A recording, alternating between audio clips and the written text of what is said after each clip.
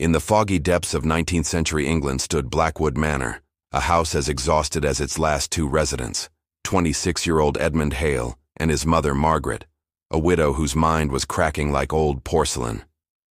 Edmund's days were spent in the dying gardens, his nights filled with the tap-tap-tapping of his mother's cane down the hall. She always called him, "my good boy," but lately her voice held something else, something calculating.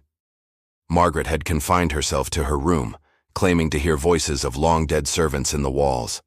Each night, she insisted Edmund bring her supper, whispering that they watched her eat.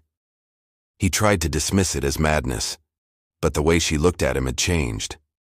It wasn't a mother's gaze, but a stranger's, trying to place a familiar face. One evening, as a storm raged outside, Edmund entered her room with a tray of soup and bread. Candles flickered, casting long, dancing shadows. "Close the door," she whispered, her eyes gleaming with an odd brightness. He obeyed. "I've been thinking, Edmund," she said softly. "How much you look like him now. Your father." Edmund froze. He'd never known his father. His mother had said he died in an accident before he was born. You remember him?" he asked, his voice barely a whisper. Margaret's lips trembled into a smile. "Oh, I remember everything now. How he hurt me. How he tried to take you away. But I stopped him. I always stop them." His throat tightened. "Mother, what do you mean?" Her gaze darted to the large wardrobe in the corner. "He's still here," she whispered. "He never left. I hear him whisper at night, asking for you." Edmund followed her trembling hand.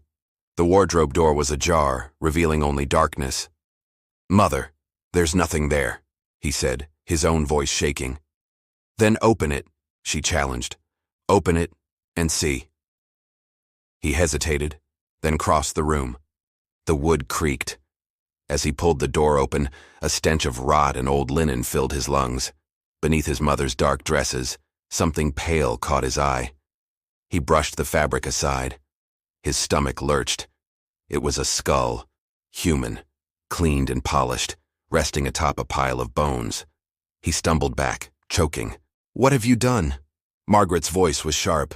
"He tried to take you. He said you belonged to him, but you're mine, my little boy." Tears burned his eyes. "You killed him?" She smiled faintly. "I saved you." From that night on, sleep offered no escape. He heard the whispers just as she described, crawling from the wardrobe, calling his name. "Edmund, you know the truth." He confronted her again, his voice raw with desperation. Margaret just laughed weakly. "You poor boy. You still don't remember, do you?" "What are you talking about?" he shouted. Her trembling hand reached out and touched his cheek. "You were such a sickly child. The doctor said you needed stronger blood, so I gave you his." Edmund recoiled. "What do you mean?" She smiled that terrible, fragile smile again. "I took his blood, his flesh, boiled it, fed it to you as a baby. That's why you survived. That's why you look like him. Because he's inside you, Edmund. Always has been." The walls seemed to pulse. The whispers became screams. "Murderer. Thief. He is not your son." In the days that followed, Edmund avoided her room, but the house itself felt alive. Footsteps echoed in empty halls. Doors creaked open on their own. One morning, he found her bed cold, her room empty. The wardrobe door hung wide open. Pinned inside was a note in her uneven script. "He wants you now, my darling. He says it's your turn to feed the house." Panic seized him. He ran through the manor, shouting her name. Then he heard it, the tapping of her cane coming from the basement. He descended the spiral stairs into the damp, cold cellar. The air was thick with mold and iron. Candles burned in a circle around a wooden table, and on the table sat his mother. Stiff, glassy-eyed. Before her was a plate holding a single slice of raw meat. As he moved closer, he saw her slit wrists. The meat was her own flesh. He collapsed, shaking. The whispers surrounded him, a cold, heavy blanket. Then her head turned. Slowly, mechanically. "Eat, my boy," she croaked. "Keep the family alive." Edmund screamed, but the house swallowed the sound whole. Days later, constables arrived at Blackwood Manor. They found it empty, save for 2 plates on a dining table.